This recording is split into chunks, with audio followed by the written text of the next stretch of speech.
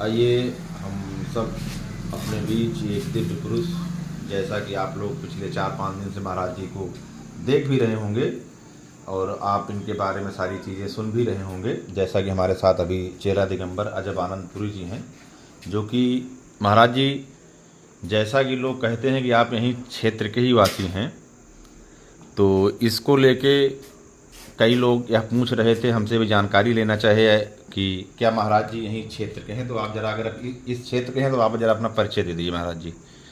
देखिए, पहले तो सभी भक्तों को मेरा ओम नमो नारायण। दूसरी चीज़ मेरा ये है कि साधु का पूर्व जीवन जानने का इतिहास किसी को नहीं होना चाहिए, पहली चीज़। दूसरी चीज़, साधु का अगर कोई वर्तमान चीज़ जानना चाहे बोलो। तो वो ये होता है कि साधु कर्म क्या कर रहा है, निर्भर कर्म करता है।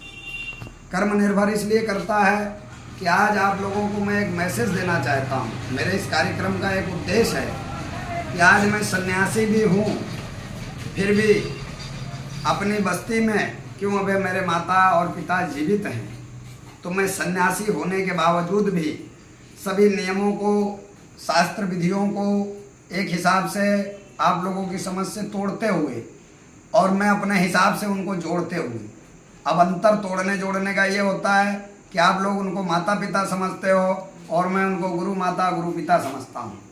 अपनी समझ का फर्क है। आज अगर जीवन में हमने कुछ पाया है तो पहला गुरु अपनी माँ है, क्यों, उसी ने अपन को बताया है कि अपना बाप ये है। द्वितीय गुरु अपना पिता होता है, वही आपको शिक्षा के लिए कि आप जीवन यापन कैसे करेंगे, कमाने के लिए, शिक्षा के लिए गुरु को सौंपता है। ठीक है, वो शिक्षा गुरु आपको इतना योग्य बनाता है पढ़ा लिखा के कि आप कोई ऑफिसर बनते हो, उसी में किसी को ज्ञान होता है, वो संत बनता है। जैसे कि महाराज जी, एक सवाल और करेंगे आपसे हम। जैसे कि हमारे अभी तक, जैसे कि मैं लगभग 30 वर्ष के ऊपर ही हूँ मैं, तो मैं आपको बता रहा हूँ, जैसे कि आज तक अपने पूरे ज़िले में मैंने कभी ये नहीं सुना है कि हनुमान जी की कथा कहीं हो रही हो। जैसे ये चीज़ तो मैंने देखा है कि राम कथा हो रही है, विष्णु पुराण हो रहा है, शिव पुराण हो रहा है, महाभारत की कथा हो रही है, लेकिन आज तक कभी हनुमान जी कथा नहीं मिली है। इसके बारे में महाराज जी आप थोड़ा दो शब्द कहें तो मैं भक्तगण उसको सुने। अरे भगत, मैं आपके ऊपर तो बहुत प्रसन्न हो गया इस प्रश्न से। आज तक तत्व वाला प्रश्न कोई करता ही नहीं है, कोई मीडिया प्रभारी तत्व का प्रश्न नहीं करता है, वो अनतत्व का प्रश्न करता है। आप ये सोचो कि बिन भगत के भगवान कहाँ हैं। भाई, स्कूल में शिक्षक बैठा हो, शिक्षा लेने वाला एक को नहीं, उसको विद्यालय कौन कहेगा। भगवान की मूर्ति आप मंदिर में स्थापित कर दो, प्राण प्रतिष्ठा कर दो, वहाँ पुजारी नहीं तो आपका सत्यानाश हो जाएगा।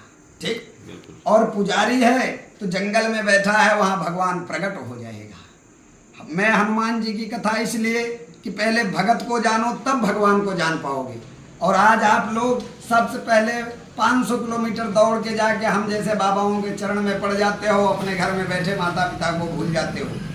तो ये मेरे कहने का मतलब है कि अगर भक्ति है तो पहले भगत बनो तब भगवान तक पहुँचो। बिल्कुल महाराज जी, आप सही कह रहे हैं। जैसे कि जब तक हम पहले भक्त से नहीं मिलेंगे तो हम भगवान से कैसे मिलेंगे। जब हम भक्त का ही आचरण नहीं जान पाएंगे तो हम भगवान से कैसे मिलेंगे। अपनी बल्ब जो जलती है वो 240 वोल्टेज से जलती है। अब उसमें 11,000 लाइन जोड़ दोगे तो साला घर के तो तुम मीटर मिला दिए, पूरा खर्चा बना दिए। तो लाइन उतनी जोड़ो। गुरु क्या है, वो एक ट्रांसफार्मर है, शिष्य को कितनी आवश्यकता है उतना ही देता है, तब उसके जीवन को पार करता है।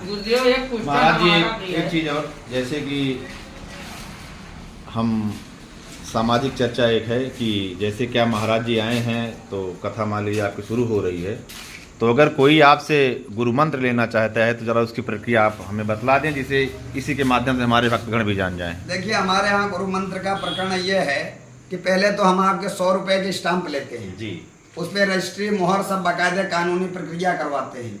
उसमें 2 गारंटर लेते हैं कि हमको गुरु बना रहे हैं, ये हमको नोट दे रहे हैं कि मैं इनको नोट दे रहा हूँ। आजकल धर्म परिवर्तन कराया जा रहा है, नोट लेना देना चल रहा है, तो हम वो भी उसमें लिखवा लेते हैं। ठीक है, क्यों, आज का न्यायिक है, आज जो है वो कानून व्यवस्था से देश चल रहा है, ध्यान रखना। तो उसमें अपन को कानून का भी सहारा जरूरी है। कानून का उल्लंघन मैं नहीं करता हूँ, आज भी मैं हूँ तो कानून का पालन करता हूँ।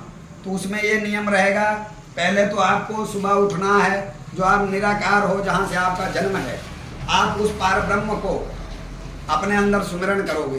द्वितीय स्थान, आप तत्व को और अपने आप को जानोगे, उसमें आपको हम संकल्प देंगे 5 चीज़ों का, 2 हो गई। तीसरी, आप धरती माता की सेवा, अपने माता पिता की सेवा, बस्ती में सबसे अच्छा रहना। अगर कोई भी आके आपको बोल दिया कि ये गलत है, ये बेईमान है, ये चोर है, तो उस चेले के ऊपर पहला FIR मैं करता हूँ कि मेरा बच्चा कैसे ऐसा हो गया, इसका मतलब मेरी परवरिश गलत हो गई। ये हमारी गुरु दीक्षा का नियम है। जैसा कि महाराज जी हम समाज में देख भी रहे हैं और सुन भी रहे हैं कि जैसा कि स्थान जहाँ ये कथा होनी है वो श्री राजा राम गार्डन है, धनगर चौराहा कपासी स्टेशन रोड के निकट है, हमारे अंदू थाने के पास ही है। तो जैसा लोग भक्तगण, जैसे कि चर्चा भी है कि वहाँ बहुत ज़्यादा भीड़ आने की आशंका है, और लोग कह भी रहे हैं कि हाँ हम जाएंगे महाराज जी से अपनी कथा सुनेंगे, जानेंगे, उनके विचारों को सुनेंगे कि महाराज जी का क्या विचार है। तो क्या महाराज शासन प्रशासन से आपकी कोई बातचीत हुई है कि वहाँ सुरक्षा व्यवस्था किस प्रकार की रहेगी? देखिए, शासन प्रशासन तो मेरे लिए डायरेक्ट महादेव है, लेकिन मैंने अभी कहा कि मैं कानून को मानता हूँ, इसलिए मेरे साथ प्रोटोकॉल अलाउ होगा।